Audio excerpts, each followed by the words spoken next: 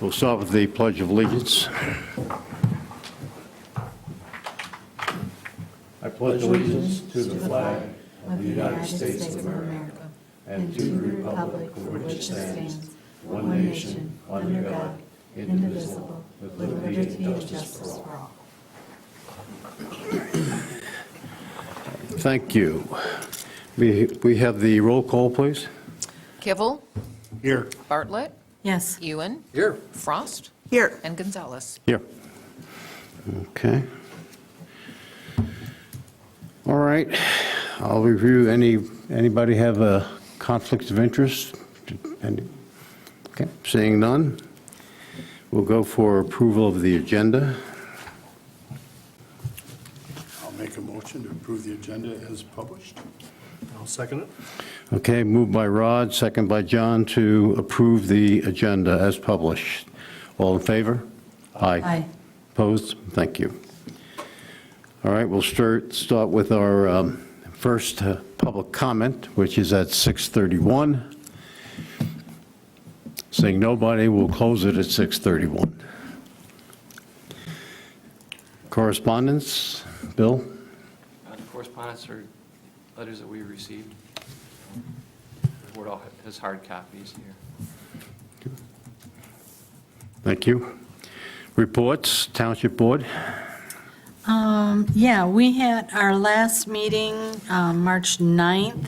We had a lot of, I wanted to say a lot of little things, but they're not little, they're just a lot of stuff. We had the public hearing for the Corridor Improvement Authority and the tax increment financing portion of that. So I know we have a joint meeting tomorrow night, like tonight or tomorrow? Tomorrow night, with the Corridor Improvement Authority Board and the Township Board to go over their plan and a little bit more detail. And then I believe we'll see it at the Township Board either in April or May to finalize that. We also approved the steep slope zoning ordinance, and we had the introduction to the rezoning on the corner of South Airport and 3 Mile, from mobile home to I think it was regional business. Regional. So that was an introduction to that. We approved the tree removal contract for the Safe Routes to School, so that is, they have a short window of time to get that done. I think it's by April 15th. So that will be moving quickly. And introduction to the rewrite of the sewer ordinance was also done. And then we talked about the Grace McDonald Park improvement, the cornhole and the ADA walkway. It's going to go all the way through all the pickleball, so down to the very end, and around that pavilion and around the new cornhole, cement cornhole games. And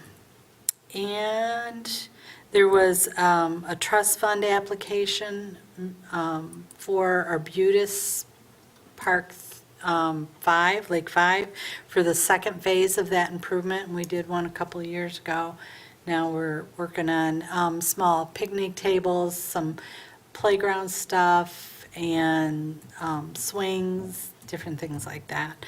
And then we talked about the charter franchise fee, renegotiating that agreement, and we had to deal with some insurance premiums, so it was a lot of stuff, but so it was a good meeting, but yeah, a lot of stuff.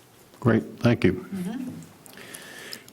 For the Township Planning Board, we had 2 items that were on the March 3rd agenda. One was the approval of the Riemann Farm for having a center for events, and that was approved. The second thing was a zoning amendment, which was the very item that was before the board you just heard about for the property on 3 Mile Road and Airport. And that was approved and then passed up to the board. And those were the main items for the Planning Commission. Okay. Thank you. Sir? None. Okay. The Planning Commission, I'm sorry. First, Planning and Zoning Department. I'd just like to say something. Claire Carner, presents to the Planning Commission and the board, everything that goes on in the Planning and Zoning Department. So that's the reason why I normally don't have a report, because Claire's the individual responsible for the reports. If the board would like Claire's reports coming before the zoning board, I'd be glad to get those from her in the future. Okay, thank you. Thank you. Okay, we'll go for approval of the minutes. I make a motion that the minutes be approved as presented for the the January 26th meeting. Okay. Moved by John, second by Louette to approve the minutes of the January 26th regular meeting of the Township Zoning Board of Appeals. All in favor? Aye. Opposed? Thank you. All right. On to the business of the night.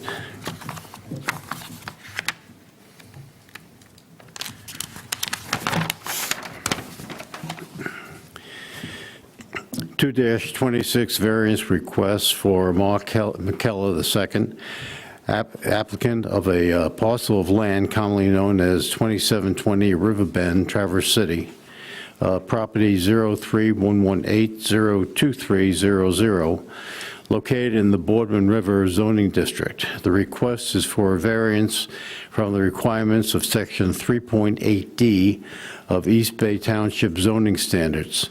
Section 3.8D mandates that a 25-foot undisturbed vegetative buffer strip shall be preserved around the boundary of any state-regulated wetland, which is intended to remain on site. No structures are permitted within the 25-foot undisturbed vegetative buffer strip. The applicant is seeking a variance from Section 3.8D, the wetland buffer area, of up to 20 feet for the placement of a home and an outbuilding. Okay. Bill? Thank you, Chairman. Regarding Mr. McKellar's appeal 226 at 2720 Riverbend, Traverse City, staff prepared a report including draft findings related to the variance request. During preparation of the report, staff determined that some of the findings were satisfied while several were not. These determinations and the rationale for each are detailed within the report. The board is aware that all required conditions must be met in order to grant a variance. Staff findings have been provided for each condition. The Zoning Board of Appeals may approve, amend, or deny any of the draft findings at its discretion. I also want to recognize tonight that our Township Attorney, Catherine Kaufman, is present to assist with the variance request, as is Township Consultant Sarah Capriva. Additionally, the applicant, Mr. McKellar, and his attorney, Joseph Quant, are present to discuss the variance request. Thank you, Chairman. Thank you.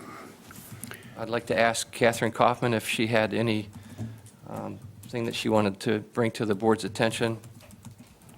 No, I just think it's important that you, as the Zoning Board of Appeals, go through each standard as laid out in the staff report. You are free to make your own decisions. As Mr. Vandercook said, he's drafted sample findings, but it's for you to apply the standards after you've heard any evidence from the applicant, as well as any public comment that may come from the public hearing. And if you have any questions for me after you get that information, or I'm happy to answer whatever you may ask of me. And so I know Bill laid out the standards for the variance in his staff report, but I want you to make sure you listen to all information presented by the applicant and any public comment that may be available in the public hearing. Understood. Also like to ask Sarah Capriva if she had any comments she'd like to make before. I have nothing to add at this point related to the application. Bill, did the staff report. Knows the ins and out of this, but I'm here as support just with history and from the planning side of it. And I'd also like to recognize that the applicant has provided additional information that we have here tonight for this meeting. Thank you. Thank you. Okay, so now we'll move on to the applicant. Any comments, statements, discussion?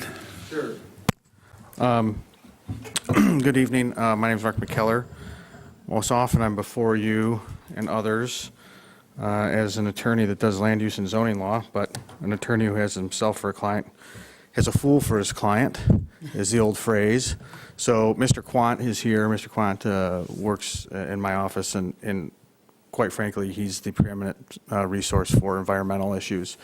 And that really is kind of the crux of the issue tonight, is how we arrived here today related to Part 303, which is the wetland issue, and Part 31, which is the floodplain issue. But I don't want to bore everyone with a lot of details, but I'll go through some details, and I'll let Joe speak to some other items. I was approached by the previous owner of the property in 2000, and actually early 16 or late 16. Him and his wife were going through some particular issues related to fraud, and they were upside down on the property, and I was being asked to represent them from a legal perspective. And they also knew that I was quite the advocate for the boardman and a fisherman, and grew up in the area and wanted to ultimately be there. So I found myself in the unique position of turning down the work and offering to buy the property, subject to reviewing the details of the property's current situation as it relates to buildability. I don't know if everyone got a chance to go out there. I had them plow it on Friday after the storm. As you travel the road and you see the building sites, it's pretty quick to identify that it essentially is a peninsula that sits well above the wetlands, which we ultimately were able to determine through submittal today that basically encompasses the entirety of the property, even the area Bill had identified through the wetland portal, through the EGLE website. And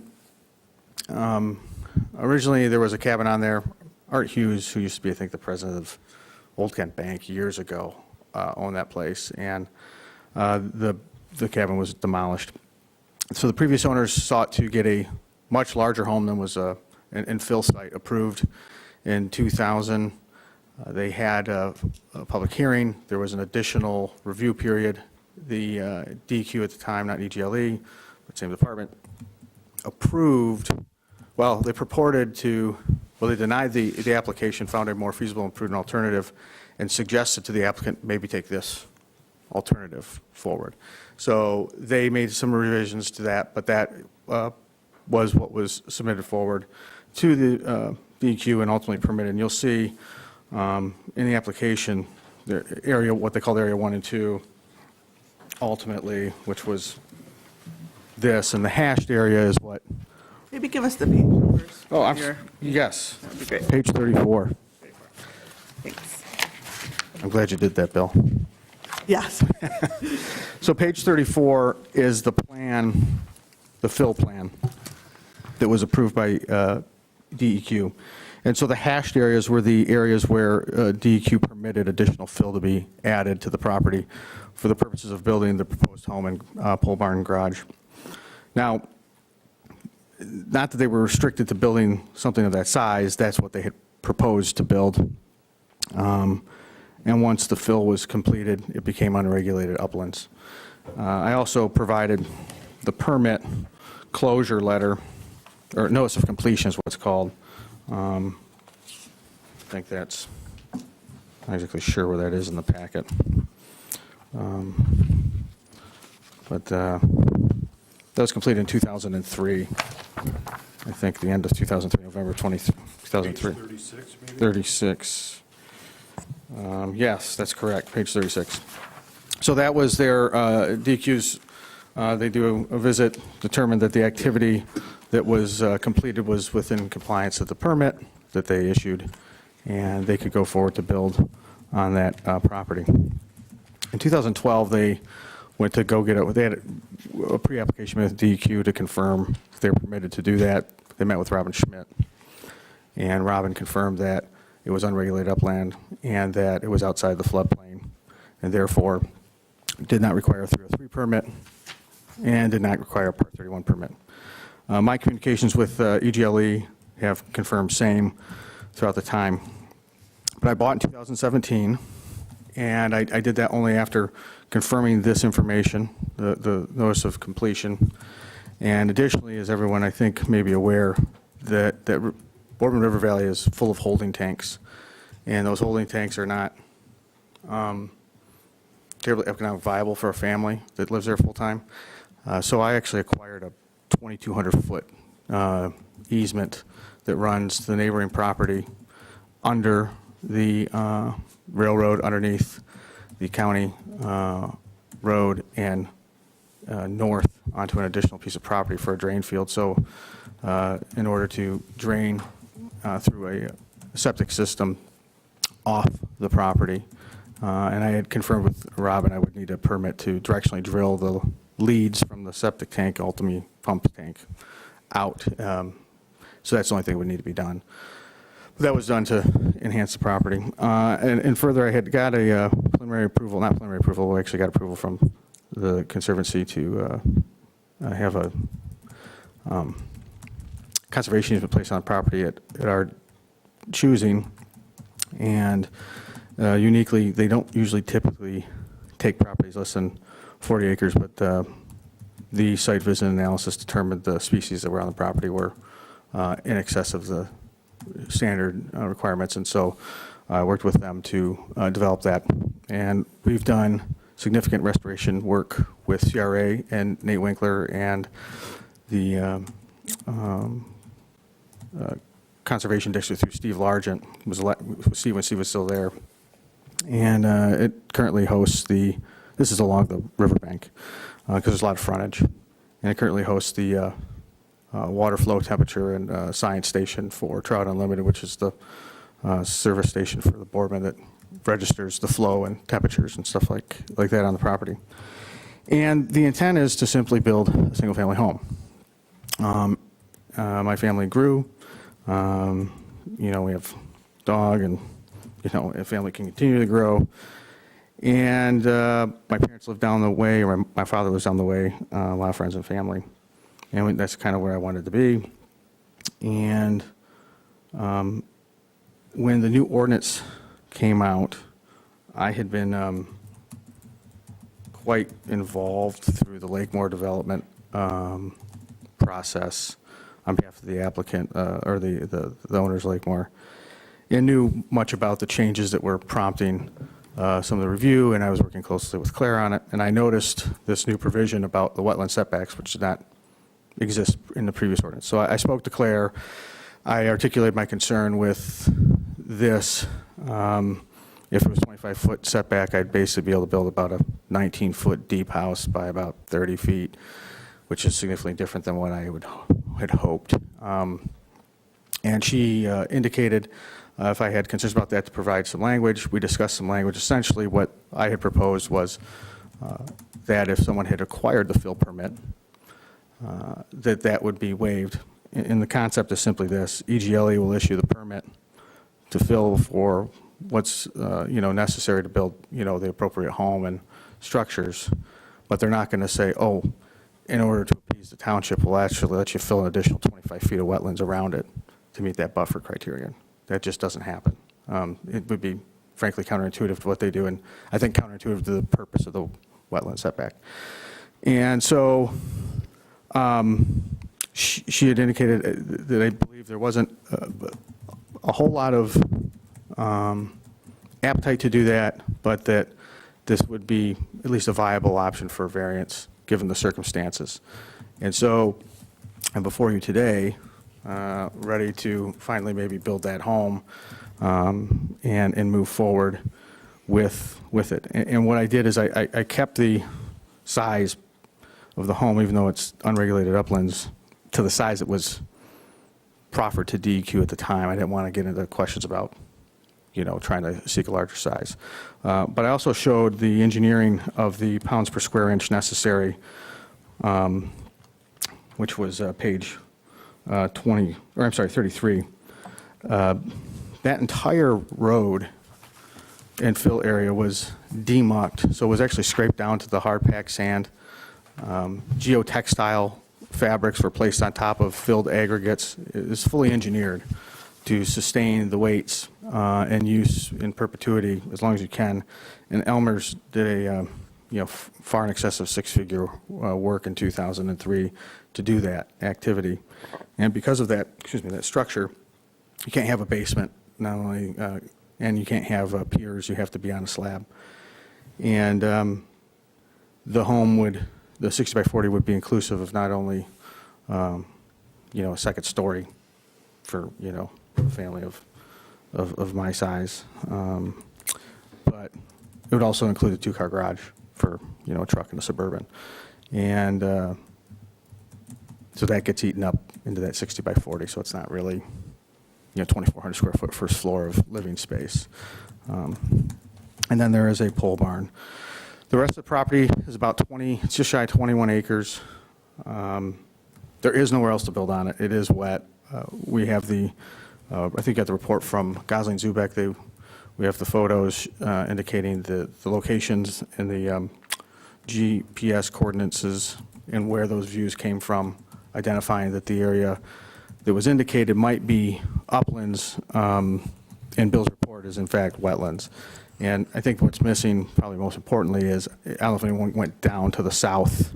There's a property stake along the property line, but the ditch that drains along River Bend gradually drains down, and right through the middle of that alleged upland area is the drainage ditch that was dug in the 60s that goes directly west to the Boardman River. And, that's literally right in the middle of that upland area, and it's wet, and it's always wet. So, from my perspective, I just like to build the house in the pole barn.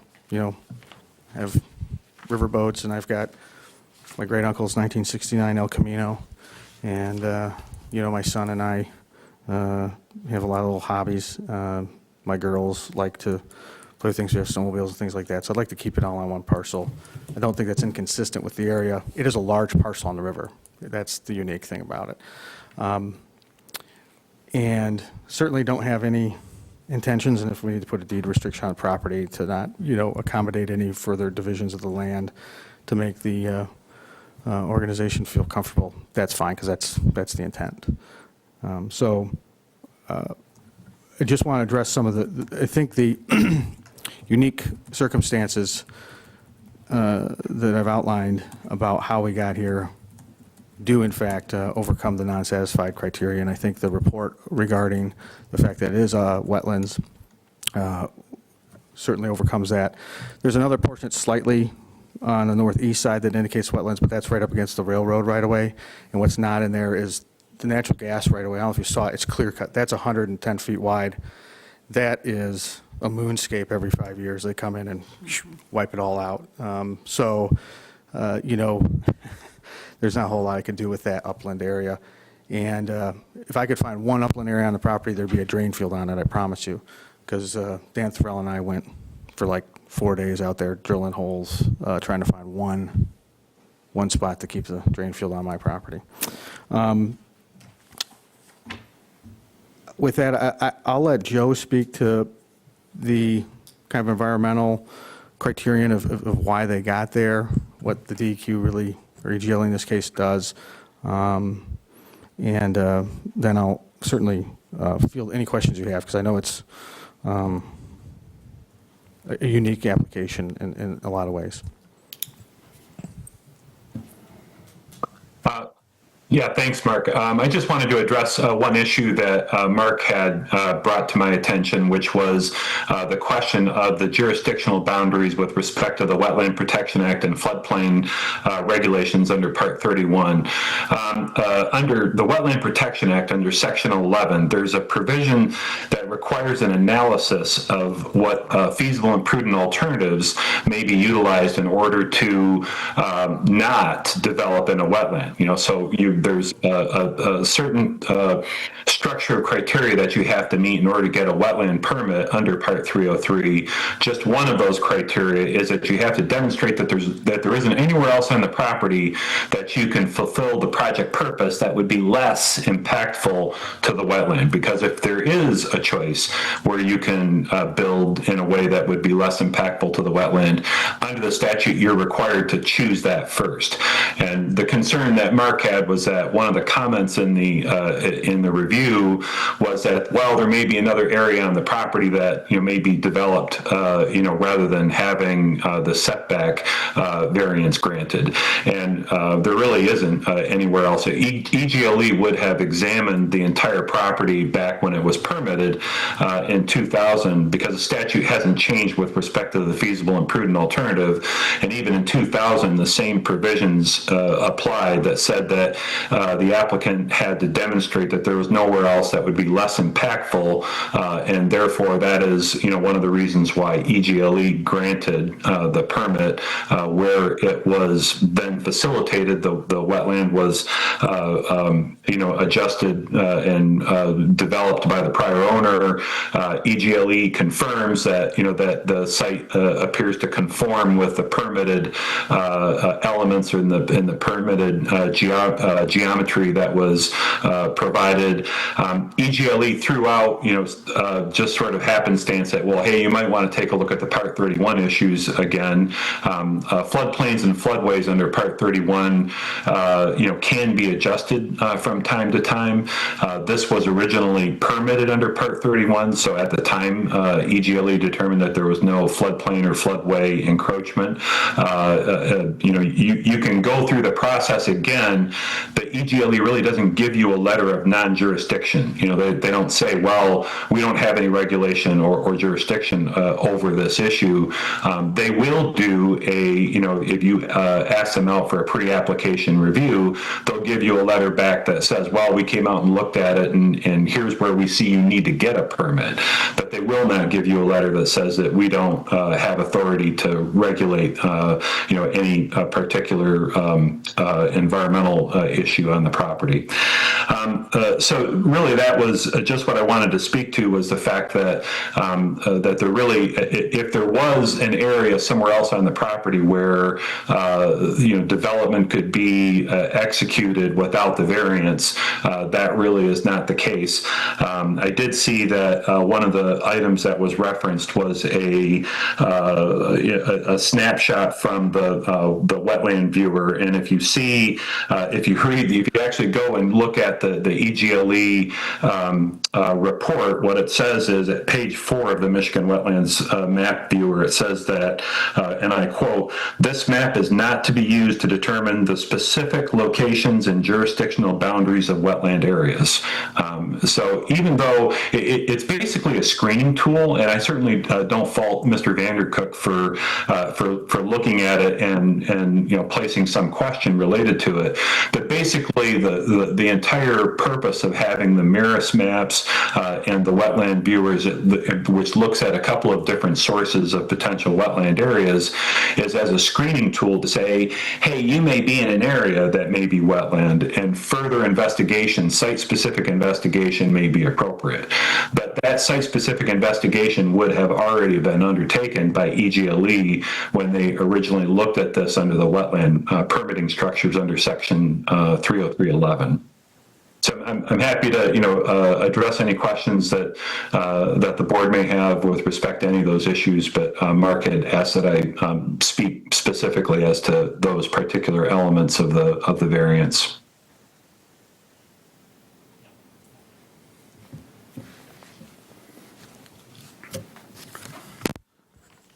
I guess maybe a couple things I was just thinking about.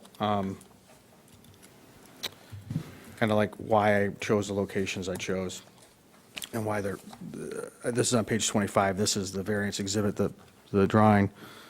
I think you know, for those that were there, again, kind of the perimeter of this dashed line, which is called detail 1. The house is shifted to the west, kind of slightly northwest. That's simply to accommodate a vehicle going in the garage and then backing out on that open area that's kind of radiused on the southeast, and then traversing back down the driveway out. As you notice, that's, you know, once you go off the edge, there's nowhere to go. So that is, again, that house would be inclusive of the two-car garage. And then the barn is 30 by 50. Again, that's so that you can, the way it's structured to the back of that area to the southeast is simply to accommodate a car coming in the drive, turning in. May even be, you know, a car with a small, you know, trailer, and then being able to back out and take off. Because there's no way to, even if it was like wetlands by definition, and I wanted to kind of maybe clear it out and maneuver a vehicle, you can't. It's 4 feet down into the mud. So it really is a built up, you know, as high as this table and higher in other areas from the actual wetlands. It's very delineated from the wetland area. So that's why the location was chosen for the building. And what I would describe is, I don't anticipate the house to be an actual rectangle. But my belief is that to the extent it's approved, these setbacks would have to be verified at the time of issuance of land use permit by a wetland delineation, confirming that the house structure, you know, on those sides is no closer than the proposed areas and doesn't exceed in total a 60 by 40 footprint. So it would all fit within that rectangle, no matter what it was. Chairman, do you mind if I just come back to the attorney's comment there to bring something up that he said, just for clarification? By all means. Thank you. Going back to Part 303, you know, the act, basically, that's covered. Basically, the fill is approved, the site is approved to build on under Part 303. The letter from, I just want to clarify, I think what the attorney is saying is you know, is evident, but the part that there's still maybe a need to look at is this regulatory authority, Part 31, where the land maybe need to be reassessed for the floodplain, right? Yeah, it's outside the But floodplain. what I'm hearing is that it's outside the floodplain. Yeah, during the time that this was approved, FEMA had not, East Bay Township and the county, I think Tracy's probably well aware how this all went down, the FEMA maps. At the time it was approved, there wasn't an official FEMA map, so you would go out and get these delineations. The FEMA map is available, and the building site is outside of the identified floodplain.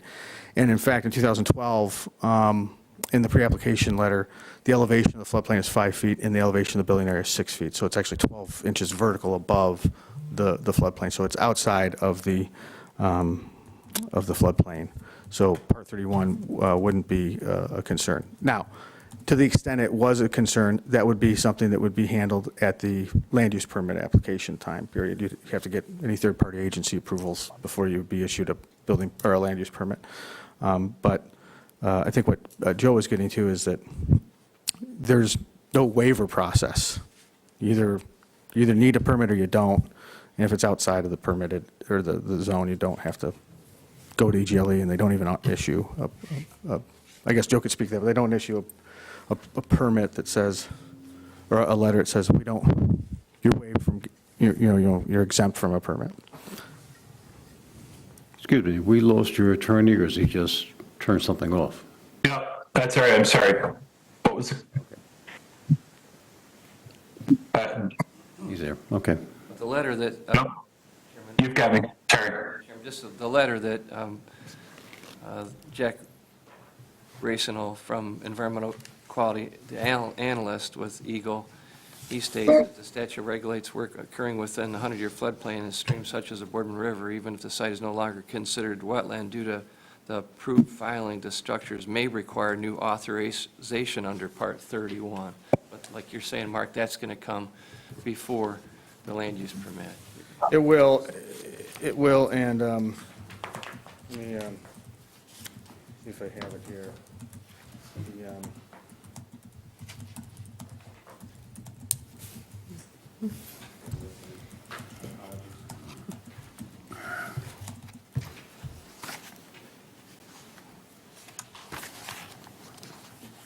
There was a pre-application meeting in 2012 on the property with the FEMA maps in place and determining, during this meeting, we reviewed the need to obtain a permit under floodplain regulatory authority found in Part 31 and Water Resource Protection, Part 303 Wetlands Protection in the Natural Resource Environmental Protection Act as amended, Part 31 and 303 respectively. The review was based on discussion of the proposed project and/or draft permit application, the proposed site, and potential modifications to the project discussed in our meeting. During the review of the project, the DEQ Water Resource Division staff made the following findings regarding the need for a permit under Part 31, Part 303, and they checked the box. A permit is not required for this project. And they further on state that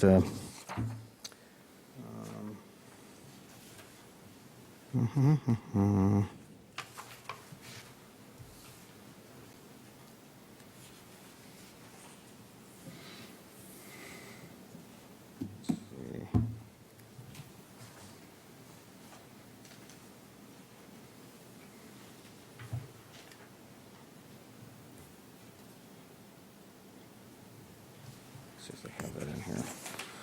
But, so in 2012, Robin Schmidt indicated that there was no need. And in fact, that's the letter I followed up with her on, because she's the one who walked the property with me before I bought it, confirming same, that it's unregulated upland and outside the purview. So not only would it be during the land use permit process, I suspect it won't even require one.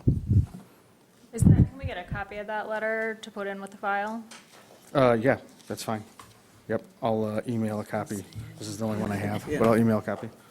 I don't know if we've ever received it or not. I pulled up the FEMA flood map online too, because you can look at them there and you can see where these elevated areas are outside of the flood map, or the firm, so. Okay. You know that floodplain lines can change, so if Catherine Coughlin would like to, discuss that, she's welcome to, on a map, even if. Well, so we do know that new floodplain maps are being produced around the state. I don't know the status of the new floodplain maps in your township, but if they were under review, you would know it.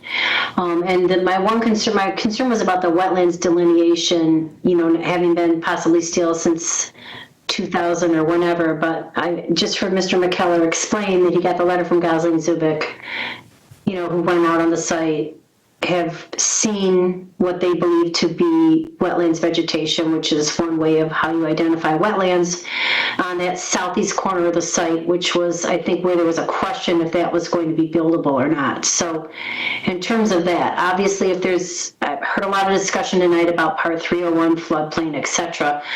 If the ZBA went through all their standards and found it was appropriate to grant the variance, you could simply say that he receives all required permits, Eagle, flood, whatever, under whatever parts of Eagle or whatever other permits he might need prior to coming to get his land use application or land use approval, and then to go get his building permits. That seems a fairly typical way to do it. So in terms of floodplain, I don't know the status of your floodplain maps there in southern Michigan. We've had a lot of them go through the process right now. Yeah, the maps here were adopted in April 19th of 2023, so they're the newer ones. Where does that gas right of way go through? I don't see it marked on the map here. Yeah, I didn't mark it on the map because there's an easement that is in dispute, the more recent easement in terms of the legal description. So it goes through the northeast corner of the property. It's structurally drilled under the river and then comes up and intersects let me see if I can give you the best description here. It is, Does it go along the railroad right of way, or is it, It goes under the railroad to the other side of the road. it's, essentially, it's right here. It's about Okay. 110 feet wide, right through here. It's that, there's a little sliver of upland, like basically right here. And then there's, and that's, it's very small. okay. I didn't I know know it it is, when I yeah. went out there, but I wasn't sure where it was, all right. Off that corner. Yeah. So it kind of takes that corner out right there, doesn't it? That'd be the And they northeast just corner. replaced it a few years ago. I live right They- down the road, so, yeah. They did, and I'm hoping Big. distribution Yes. to homes at some point. I think they are bringing natural Yeah, I gas think down the that's what they road, were so sa- I yeah. just had them. I just have one kind of question to our attorney, and that is, are we possibly putting the cart before the horse here? Should we be getting a determination on this new authorization of the Part 31 with the recommendation that they can meet? Says, I recommend the applicant submit a pre-application meeting request so staff can meet on the site to confirm the absence of wetlands and discuss any requirements associated with the building in the floodplain. So should we be waiting to see what the outcome of that meeting should be prior to discussing any variance? Well, I don't think you necessarily have to wait. If you decided to approve the variance, as I just discussed, you could condition it on the applicant receiving all required permits as needed. And we've heard the discussion that maybe he doesn't need it under the floodplain, but he probably does need another examination of the wetlands delineation. But we've also heard testimony that at some point previously, they took the whole site down to a certain level. They put geotextile on there, that the pad that's raised up is now, at some point in time, considered unregulated wetlands. I don't know if that's still true. So Mr. McKellar is, you could wait, or you could condition it that he gets the approval from Eagle to either determine that those are unregulated wetlands and he can build on them, or that they are regulated wetlands and he's going to have to design his site or house differently. So that, I guess that's up to you. I think either way is viable and is lawful. So whichever you prefer. And maybe you'd ask the applicant if he has any comments about that. Yeah, the only comment that I would have is that you don't get a letter of no jurisdiction. So if you're trying to delay your decision on the variance based upon getting a letter of non-jurisdiction from Eagle, that's a letter that's never going to happen. It would make a lot more sense to say, okay, if you need a permit from Eagle, then this variance is subject to whatever other permits you may have to get from other regulatory bodies, whether it's Eagle or anybody else. Certainly that would be appropriate, and that's the way typically it's done. But saying that, well, we're not going to entertain, the issues related to the variance are independent from the floodplain issues under Part 31 and probably should be reviewed independently. I mean, I think that, if I may, the applicant did offer as well, or state that following or before a land use permit, that they would do a wetland delineation that would confirm the numbers that they have on this survey to show that their construction would be outside of the wetlands. Yeah. And so when you're thinking like Eagle-wise and township regulation, Eagle only regulates if it's in the wetland.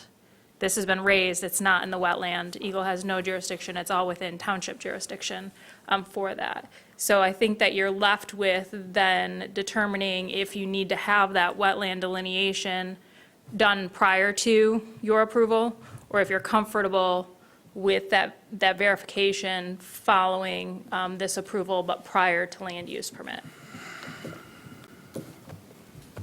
The zoning department can't give a permit unless he provides that information to us, so that's. Right. And the only reason I concur with Bill and Sarah.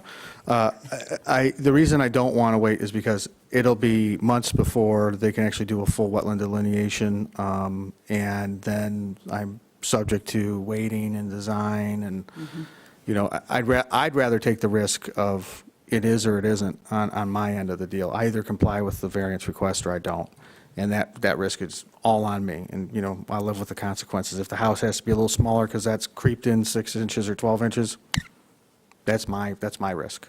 And I literally can't get the permit unless Bill has that in hand. I'll offer that as a condition, like I said, I think if I was in your shoes, I'd want the same thing. You know, confirmation that the proposed site is, identifies the distances within the delineated area of the variance. The delineation, the wetland delineation would come with a survey showing a setback actually meets a variance request. Right, it'd be related to the building areas 1 and 2, yep. I think setbacks, just as Christine Chrisman pointed out, setbacks are important tools for protecting water quality, and I'm really happy that we've adopted one in East Bay Township. And I'm wondering, the 25-foot setback, is that common? Is that bigger than other areas? What, because I see here you're asking for, you know, you're asking us to go down to a 5-foot setback here for the barn, you know? So Yep. I'm wondering, so that seems like a lot. That's a 20-foot setback you're asking us to change? And so I'm wondering, like, what's the common setbacks that other townships and folks use? Do we know? If there's a wetland setback, it usually is around 25 feet from the communities I work in. There's some communities that don't have it, but more and more, the communities are adopting some sort of a kind of buffer area from wetlands that's right around 25 feet. And is there science behind that? I mean, I know, I'm like, you know, I know the science sort of, but I'm just saying, if everybody's saying 25 feet, it seems, I think it's really important that we sort of hold these standards as a zoning board or as a township, because I wouldn't want it to become precedent that you can just come and build 5 feet from a wetland. So I see I went to the spot, it's beautiful, I kayak by there all the time, and I can see that there really probably is no other place to build there. I was worried about the septic, and so it's great that you got it. So it's going to go under the road up to the other property? Yeah, it has to be. Okay. Yeah, it's a That's pretty not- extraordinary process. Yes, because it's gonna be it has to very be pricey. jacked and bored underneath the railroad and the road, and it has to be set up perpendicular. So I had to get adjacent neighbors to get it up perpendicular and across. Even just going under the railroad is going to be a very big permitting. Oh, MDOT Rail is a unique organization to work with. But they actually were very good with me. I totally understand. I'm a little skeptical of the empirical evidence one way or another on the numbers. I would just say this. The wisdom of the township wasn't, when I bought this, was we had a 0 setback. And I think I would be more in line with your analysis myself had I bought the property from someone who was in my shoes. I'm buying it knowing that that's the setback. I bought it with the understanding that I could build it. In fact, it's precisely why I talked to Claire about my concerns about it, because then essentially 25 feet each way makes that barn about, you know, a heck of a lot smaller. And if this was a 1 acre, 2 acre parcel, I'd get it, but you know, it's 21 acres. It can shift a little bit. I can give up a couple feet without a huge issue. You can make it 28 by 48 or 20 by 46 or something like that. You know, Is the standard for a pole barn? Standard size of a pole barn? They're never. They're never standard. There's been a Never big standard. enough. I know that, I've you'll got a fill it either barn. way. Yeah, I think you should look at it more as just like a detached accessory. So I know at the ZBA, we've talked about detached accessory buildings being 1 car is our pretty standard, at least as a minimum, or a 1-car garage, attached or detached at the township level. So that would be a discussion, I guess, for the ZBA to go through if that's an appropriate size to gain some additional setbacks. If I could just, your question about what is the purpose of the 25-foot buffer? What does that do? What is it, a filtration system? Is that, what does that do specifically as designed or supposed to do with the design? What's going to make this property have to have that buffer compared to other places? I mean, I could see if you've got some kind of a runoff from a parking lot where you want filtration getting into the wetlands, or there's something else on site that you're concerned about, is there anything on this particular site that we should be concerned about getting into the wetlands with that 25-foot buffer, or is there?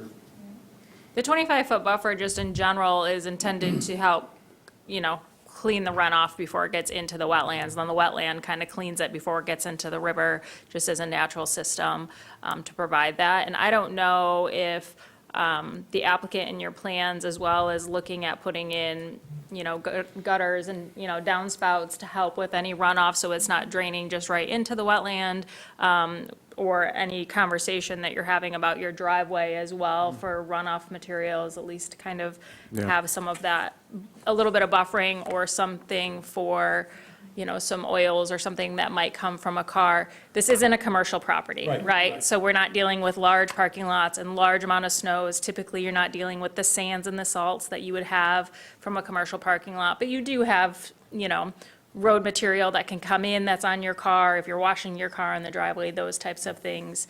And so that 25-foot buffer is just kind of the first level wash before you get to the wetland, before you get to the river. And if it's sort of the standard, I would hate to start nitpicking it here at this level, right? If people have, but you say maybe there's not science to it, but I don't think we can determine that here at this board level, so. I would Well, just this say is that- not the time to try and rewrite the ordinance. Exactly, that's what I'm I was saying. just curious what that. Yeah. Yeah, I guess I would say that, each variance application is won and fought on the merits, and it's not precedent setting. The facts and circumstances of each application dictate the usability of any precedents whatsoever, but by law, they're not precedent setting. And again, I think if I was someone who bought this, knowing that there was some area that was upland and it was subject to this setback, I totally get it. I mean, let's not forget, 20 acres of this thing is wetlands. Yeah. I mean, this is infiltrating. In fact, you want the water into the wetland as fast as you can, frankly. And with this, the way it's natural there, I mean, we haven't cut like a tree off of this thing that hasn't been something that's dead. That wetland buffer zone is preserved. It just happens to be closer. But it's 140 feet, 110 feet for that infiltration to the river.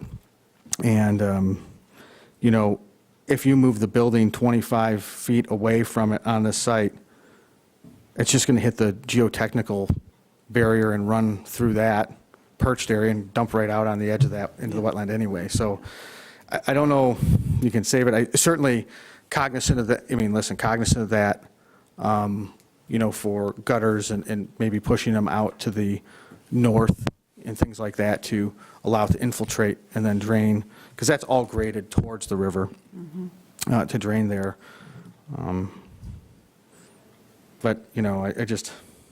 And then one of the things she says, Christine says here, is the applicant could reduce the footprint of the residence and barn by utilizing a two-story design, and I see that you already want to do that for the house.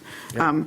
A 40 by 60 house that's 2 stories is very large. I mean, I live in a very much smaller house than that, so, that's very large. So, and it seems like a very large pole barn. So I do think that, that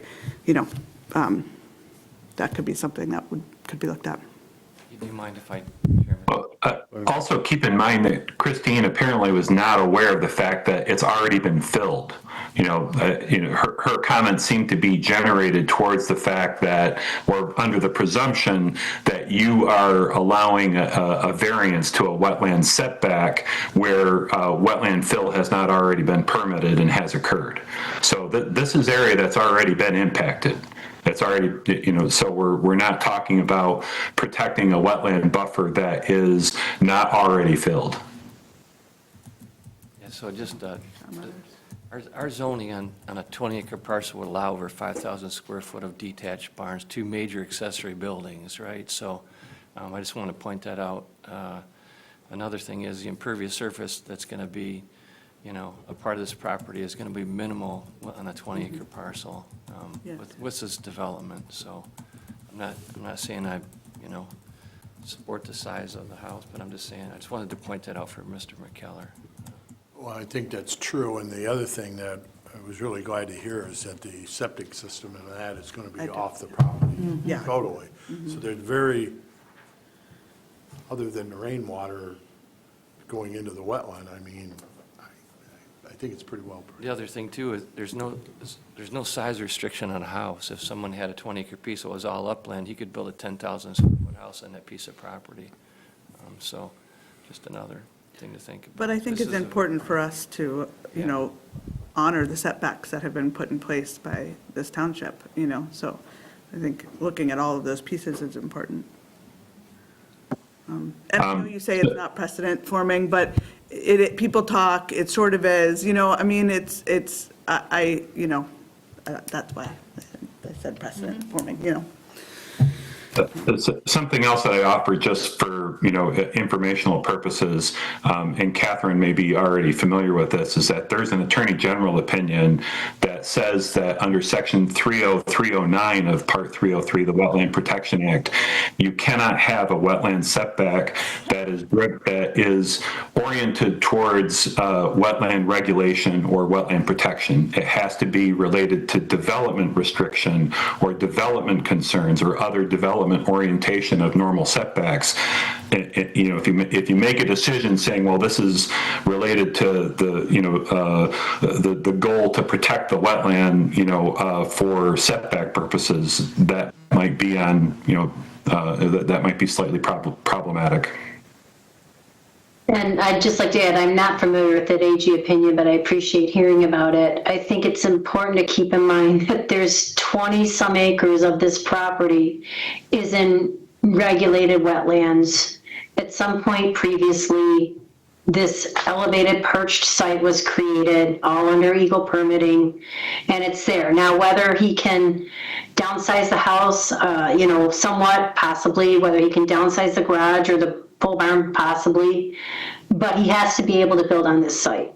And so, keeping in mind, if he has to push his garage further, and I understood his description of why it is the way it is in the detail one, because you have to drive in and pull into that building. There has to be maneuvering. He has to be able to back up. He's perched up on a site that's raised above grade.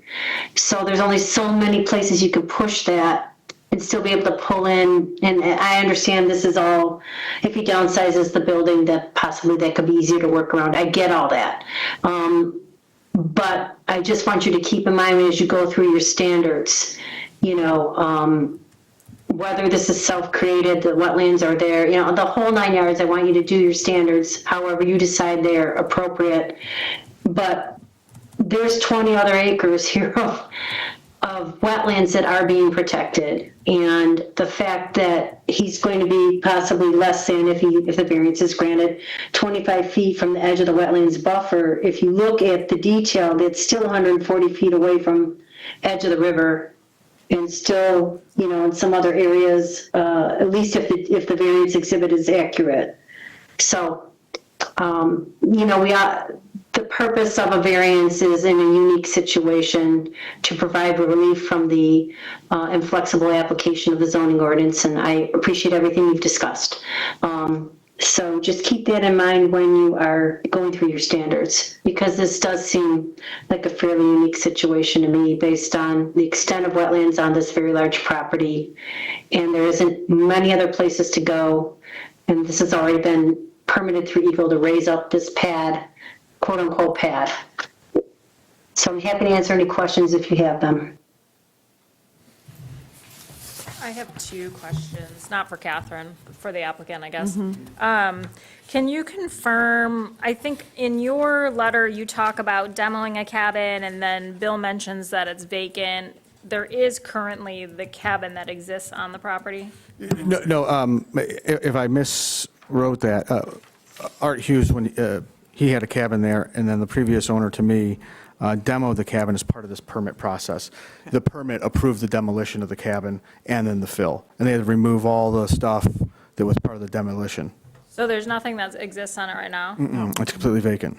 Well, you have Shed, the there's a shed. shed. Oh, I'm sorry, yes, there's a 10-foot by 10-foot Okay. shed, yep. That's what I was seeing, something on the aerial, and Yes. that's what, okay, and that shed would be removed as a part of your project? Well, it'd be replaced by the barn. Okay, okay. Until then, it probably keep a couple of the, frankly, it keeps the kids, like floaty toys and stuff in it, so it's not blowing around. The kayaks. Is that shed the approximately location of the barn? That would be, yeah, that would be kind of the southeast corner of the barn. It would actually be a little bit away from the edge than where the barn, that shed is now. It'd actually be a little bit further away from the wetland. Okay, thanks. And then you mentioned a conservation easement, or that you were working on that? Yep. That's not executed yet? It hasn't. The reason I didn't execute it was I wasn't sure what I was going to do with the property, and they had drafted it. It was approved. I was going to go forward with it, and then I just, to be honest, COVID happened. And actually, the building plans for this house were finished in December and January of 19 and 22, or 20. So you can imagine it was a unique experience. And then had twins after that, more kids. And so kind of revamped everything. But what I would say is I certainly, conservation has a unique impact, but I would say this, it's always been treated that way. I would certainly be willing to put a private restriction on the property related to development in terms of giving up all land divisions so that it in perpetuity is a contiguous piece. It's important to me. Even if something happens to me, God forbid, and I can't, stay at the property or whatever, it's important to me. I mean, guys, I was a founder of the Brook Trout Coalition, and I'm on the Conservation Subcommittee and was former past Vice President of Trout Unlimited. Like, this stuff really does matter to me. I just want to make sure I can do what I can for it. But yeah, I don't mind I'll gladly put a restriction for land divisions on the property. You mentioned that you had developed some, I guess, trout or fish measurement system. Restoration, yeah. Yeah, is that right now, let's say, protected in the sense that that would stay there? Should you? God willing, if the creek don't rise, that stuff moves on. But there's a lot of ways that they anchor in the woody debris. So we cut when the storms come through. We get big debris on one of the big corners. That usually gets cut down. And then Steve Large and I mean, and others with the CRA, gone through and we've done restoration. So you take the big trees, you move them up against the side, you anchor them in, and that starts the woody debris habitat. All right, so it's not a permanent structure. It's not a permanent structure. In fact, they don't want a permanent structure like they used to. But you want to place the woody debris, and what it creates is capturing areas for the invertebrates to grow. And one of the things that, it doesn't seem like it, but like, we don't mow to the edge. That edge is 6 feet privately there with the natural growth. The lawn was already there before. We don't fertilize it. You don't need to. Not only is it wet and good soil, but that actually used to be a cow pasture for like way back in the day. And so there's no orchard down there, and we don't fertilize that. We just trim it. The walking trail is about 12 feet away from the edge most of the places, but we've been very careful to maintain that bank because it's a cutback bank. And so that woody debris helps provide opportunities for particularly the native brook trout and others to go in there. It's a great fishing spot, too. Thank you. Yeah, thanks. What's the setback from the river? Is that 75 feet? 5 feet from the border of the river. Yep. So he's, So this is in excess of this. 110 feet on one side, 140 40. feet on the other Yeah. by the barn. right, so he's, From home to the river, 110. Yeah, we're compliant with the Natural Rivers Act. I've worked with those, I forgot his name from the DNR, drawing a blank. Maybe Sarah remembers, but I've worked with him on this property because you have to get EGLA permits for activity that's in the river that isn't hand done. So we've actually gone through proposed applications there, and we never got them because the tree actually got washed away. But the other stuff we were able to do by hand without permitting. And we've worked with the Natural Rivers Act guy for the DNR to get that through before. Okay. Moving on. Okay, I have to do this, which is a second public hearing, which you'll have at 7:34. And seeing no one, we will close the public hearing at 7:34, bring it back to the board.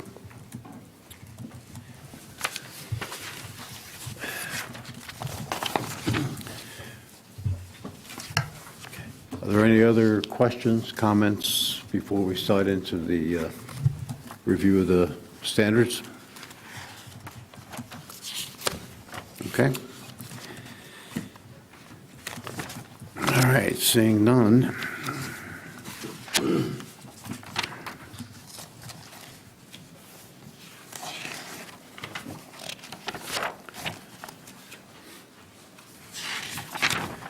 Okay. All right, starting out with the first, under section 7.3F, a practical difficulty exists on the subject site, such as exceptional narrowness, shallowness, shape or area, presence of a floodplain, exceptional topographical, topographical conditions, need to comply with any state or federal law, and strict compliance with the zoning ordinance standards would unreasonably prevent the owner from using the subject site for permitted use, or would render conformity unnecessarily burdensome. Demonstration of a practical difficulty shall have a bearing on the subject site or use of the subject site, and not to the applicant personally. Economic hardship or optimum profit potential are not considered for practical difficulty.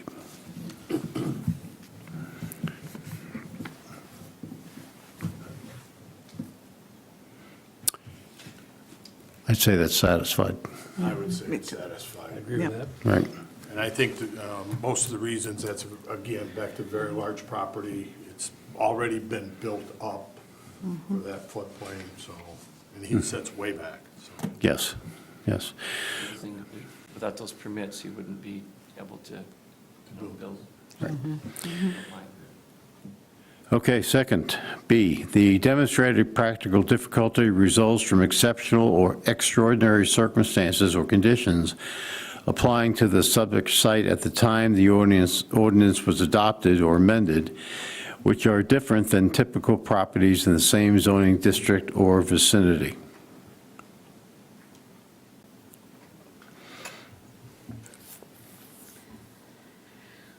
Just like to say something, if I had the information that we had Yeah. prior to this meeting, I could strike out the, like the last two sentences here, so.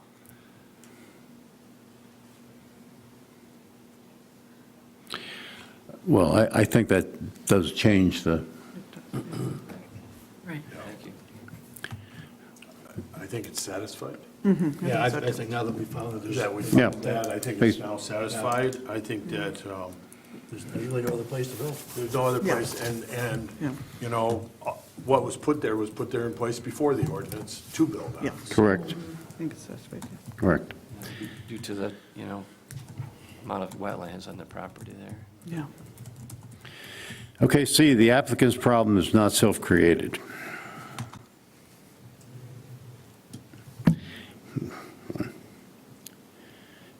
Well, it is and it isn't. It is and it isn't. He has, we can't make it non-buildable. Right. And it's covered in wetlands, so it has to be buildable, and they've created a buildable area, so I would say it's not self-created, because, I agree. yeah. Yeah, it's self-created in the sense he wants to build a house, but it's not created in the sense that it was already there and set. Right. So, It's satisfied. satisfied. I had a little trouble with this standard because the standard is, it's not self-created. So then if it's satisfied, then that means it's not self-created, right? Yes. Right, correct. Okay, thanks. I was a little confused. Okay, got it. Okay, let's see. D, the variance would provide substantial justice by preserving substantial property rights similar to those employed by the majority of other properties in the vicinity and other properties in the same zoning district. The decision shall not bestow upon the property special development rights not enjoyed by other properties in the same district, or which might result in substantial adverse impacts on properties in the vicinity, such as the supply of light and air, significant increases in traffic, increased odors, an increase in the danger of fire or other activities which may endanger the public safety, comfort, morals, or welfare. Certainly isn't far enough off anywhere else that doesn't adverse, affect anything as far as light and air and things, or anything else Yeah. like that. You can't see it from the driveway. You can hardly see it from the river, probably, but well, it's pretty set back. Why would that, would other property owners in the area have the same rights to do what he did? They don't Well- because they can't build in a 25-foot setback. Right. Right, that's what I'm, The difference is that that area, that compacted area, is there. I mean, it was there Filled before area. ordinance. So from that standpoint, we're not giving any special rights. If nothing was there, that'd be a different question, Right. but it's already there. And you've said that Eagle isn't going to approve more filling into the wetlands to get the 25-foot buffer, is that? Well, that, Henry asked if you say, BJ Lee, I want you to give me my. Could you- Stand up, sorry, Mark. No problem. Yeah, I can't imagine EJLA would say, well, Mark, what's the situation? You want a 60 by 40 pad built? We've granted it to you. Well, I've got to comply with the township ordinance that requires I need to have 25 more feet between that fill area and the wetlands. So let me fill 25 feet Yeah. in addition all the way around the thing. And that essentially what would be required here. And they would never. They're not They going to, would never. I think it's counterintuitive to their, but really, it's really counterintuitive to the purpose of the buffer for this ordinance. yeah. right. Right. So this one is satisfied? This one's satisfied, Yes. yeah. Okay. Can you give us some points on that? Why do you believe it's satisfied, just for the record? Because the fact is that the fill and the process that made it upland has already been created and was in effect prior to the ordinance being written. The variance shall be the minimum necessary to grant relief created by the practical difficulty. Well, this is where I Okay. have This is a tough one. this is a tough one, and I could have said this in a couple of the other spaces too, but I do think this is a rather large ask for a house and for a barn, and I think they could be decreased, and then the ask would be less of an ask. What is it, it appears the home and barn appear to be bigger than the minimum size necessary for a single-family home. So I see where you're coming from and what that this is the only space, but I am not convinced that it needs to be this large. And I think that's. See, I have a hard time with that because, well, just because he's trying to keep his equipment indoors and not strewn all over that raised fill area. His house, I mean, who am I to say that his house is? I mean, I think we are. They're asking us to say right here, sort of. Well, I know that, I mean, like Bill said, a 20-acre parcel could have a 10,000-foot house, and that is acceptable to anybody else along there, Yeah. if they can meet those I requirements. think that Mr. McKellar pointed out, too, there's going to be a garage underneath this house. So it's not, I mean, it's 2,400 square feet with, maybe With half a of that. garage? I don't know, being a garage, was there a garage, you said? Mr. Yeah, is the garage under or to the side? So within the footprint of the 60 by 40, you're going to have a garage. And again, I have a full-size pickup and, a Suburban, 3 kids and possibly growing dogs,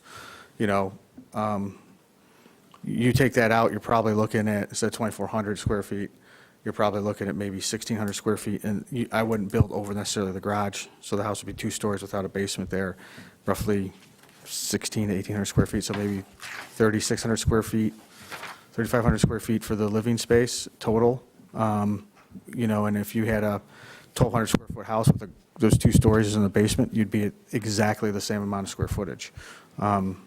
So that's what I would be asking for. I mean, again, I could give a couple feet here and there, but I don't know how that would empirically make any better impact to the wetlands. I would think it would be de minimis. But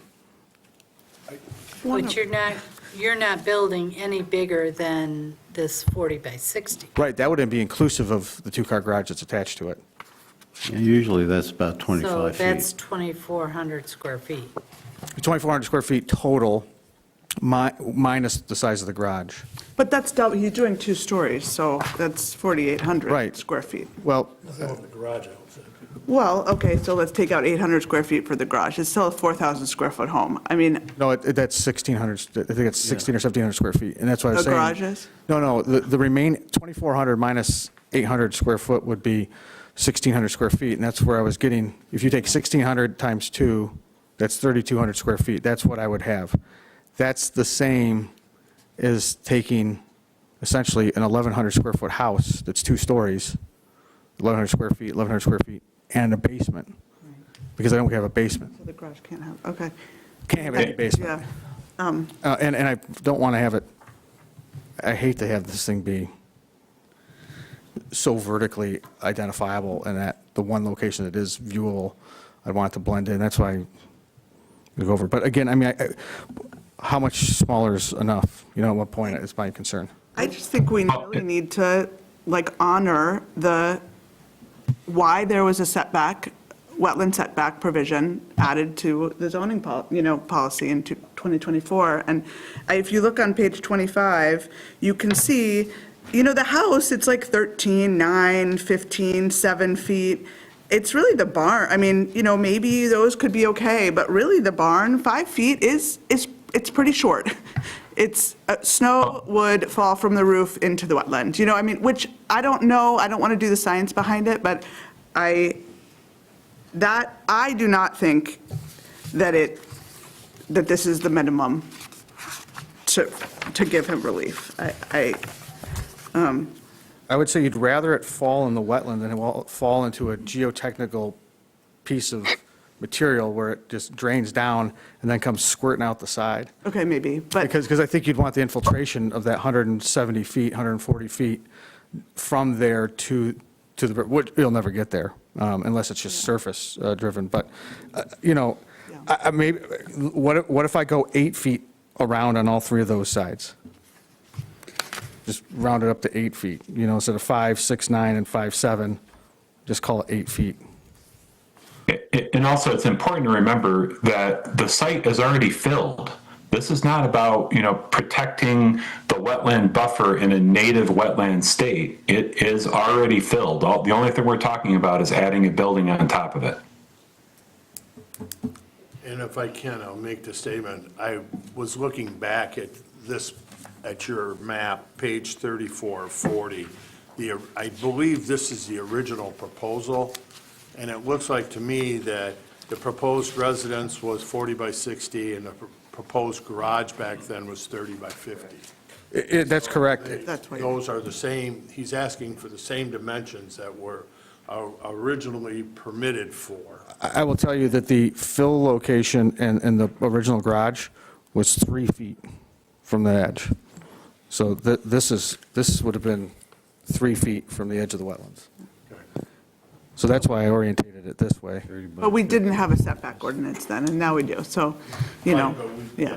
Well, I guess my question would be, if we did have the setback ordinance, would Eagle have approved you to put that pad in larger to accommodate the? They would have allowed for probably a larger pad, but probably not a larger home.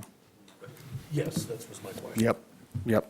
So I'd probably get like a 28 by 38 or something like that, but I would end up filling more land, wetlands, under that permit. And what kind of roof do you plan on putting on the pole barn? Probably shingle. I mean, it could be metal.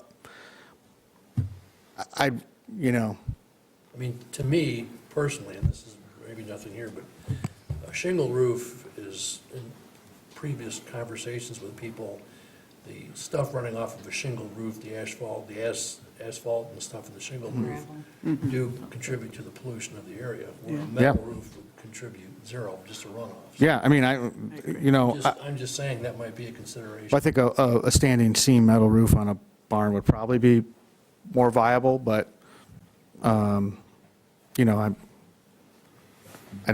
frankly, there's actually a lot of new materials out there that look like shingles that don't have that traditional petrochemical component.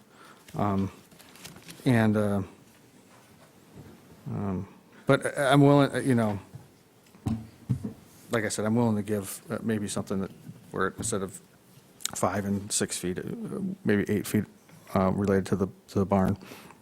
And I would just shift it slightly closer to the I guess drive. my point is, does that extra couple of feet really do that much? I think if it's probably de minimis, and like Joe said, it's already filled. I don't think so. And, like you said, the metal roof, that's what we used on our barn, was the metal roof. And boy, you don't find anything in that snow. The snow comes off and it's down. Yeah. I still think you could decrease the size of the house, to be honest. I think this is not the minimum necessary, but I will rest. Okay, let's call the question then. Satisfied or not satisfied? Satisfied. That's fine. Not satisfied. Satisfied. And that's no. No. You said no, okay. I say yes. Do you have a little explanation for that, for the standard? That the area is already there. I mean, it's already developed. And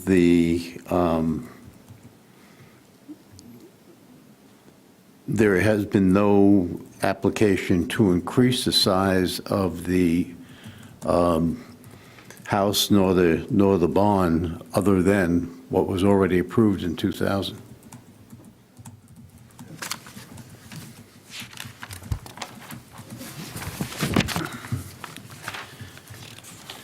Okay. F, the conditions or situations which necessitate the requested variance are not so general or of such recurrent nature as to make the formulation of a general regulation for such conditions reasonably practical. That's satisfied. And we've stuck right to what was proposed, so. Right. Okay, G, there is no reasonable alternative location on the lot for the proposed improvements for which a variance is sought, where such alternative location would eliminate the need for a requested variance or reduce the extent of the conditions necessitating the variance. I think we got answers to that. I think we got the answer. Yeah. I think we got the answer for that. I was wondering that, and then going out there and then hearing more information, it's clear that it's really. Right. And that is supported by the study from, wasn't Gordy Fraser, was it? No, it wasn't. God, right. This is an easy one. The requested variance shall relate only to the property that is under control of the applicant. Satisfied. That's satisfied.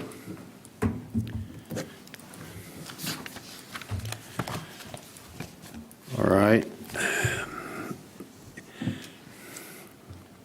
In the motion, should we make, I need a motion, yes.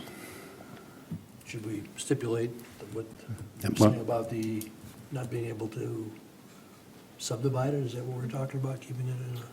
Yeah, conditions that you'd like to do that. You can either do it as you make the motion, or if you guys want to talk about conditions prior to. That's what I'd like to do before we. Okay, fine. All right. Chairman, maybe you'd want to get our attorney's, advice about putting that condition on the property. Okay. Even though he has suggested that he could do that. Volunteer it. Yeah, suggest we do that first. So if the applicant is offered that condition, which I think he said no further divisions of the parcel, right? That would be okay. I also wrote down, this is just me thinking, that you may want to tie it to detail 1 on his variance exhibit, because I think that's what he asked for specifically. And that would allow Bill, if and when the applicant comes back and submits his house plan or his accessory building plan, Bill to know exactly what parameters he can work within. I don't know if you think that's right or not, but it's just a thought. And then lastly, that he obtain any type of required permits from all appropriate agencies before he comes for a land use compliance permit to Bill's office. Yeah, we have that. Okay, Could you great. see that second one, though? He The has, second one was, yeah, go ahead, Sarah. sorry, that was Tracy's. He has to build exactly the way he said in detail 1 on page 30, or 25. So he can't say, put his house at 9 feet instead of 9.4. It has to at least, the minimum has to meet this. Or the maximum, I guess. Whichever way you want to look at it. He can go smaller, he can go further away, but he can't go closer and bigger. Is that layman's terms, Catherine? That's what I was trying to say. Thank you. Basically, they're building envelopes. Well, I wrote down build same as details as per plan with the dimensions as stated in the submission. Yes. Just specifically call out detail 1 on whatever page that is, because, 25 of 40. right, Page 20, that's just my recommendation. detail Detail One. 1. That way, you can't go to a 60-foot pole barn, he can go to 50. He could go to 40 if you wanted, Right. but no larger than, or something like that. Yeah, also, he can't go any closer to those property lines than shown on detail 1. He can go farther away from the setback lines, but no closer. Yep. Okay. Plan dimensions and property lines. Okay. Are there any other? And then the subdividing, So the is subdividing. Got the subdivided. there any way of putting in there using building materials that would No, I don't. mitigate any pollution or any problem? Is it, I mean, I think Yes. that's our purview. Be Okay, great, but I don't think it is. I don't think I you don't know. can, but ask attorney. Catherine, would you Catherine. answer that for us, please? I think you could recommend. I don't think we can actually tie him to what building materials he's going to use, but recommend. that's what I was trying to say, is recommend or, It's like- but, Recommend that, maybe we word it more, recommend that he uses, building practices to best visibility, or something like that. How about to minimize impacts on the wetlands? yes, that's There perfect. you go. He's gonna anyway, he said. Well, as much as you appreciate the land, I think it's good. I think you're.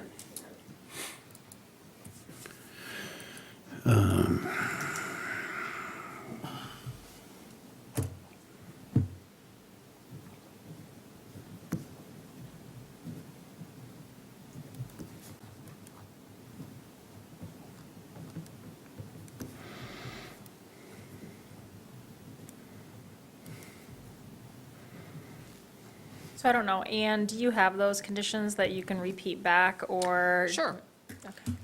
No further division of the parcel. Applicant will stick to the parameters on detail 1 in the variance exhibit, and he has to build exactly what is outlined in that exhibit, and it cannot be any closer to the setback. It can be further away if needed. 3, obtain all required permits from any applicable agencies. and recommend that the applicant uses best building practices to minimize impacts on wetlands. Oh, that's better than what I wrote down. Okay. There's also obtain a current wetlands delineation within the last 2 years in order to verify the edge of the wetlands and location of any setbacks. Okay, I took that in with all the other permits. That's what I was. Yeah, that's I what was would thinking do. that too. that's fine. I'm just reading what we had down originally. I don't think it hurts to call it out separately, because if there's, it's not really associated with a permit, I Permit. guess. Yeah, then keep it separate. Okay. Okay. So I have I have 6, I have 5. 5. Okay, could you, sorry, but repeat those for us? Further division of the parcel, no further division of the parcel. Has to build according to detail 1 on the variance exhibit, no bigger, no smaller, Well, it can be or s- No closer. no closer, can be further away if bigger. needed to be. Obtain all required permits from all applicable agencies.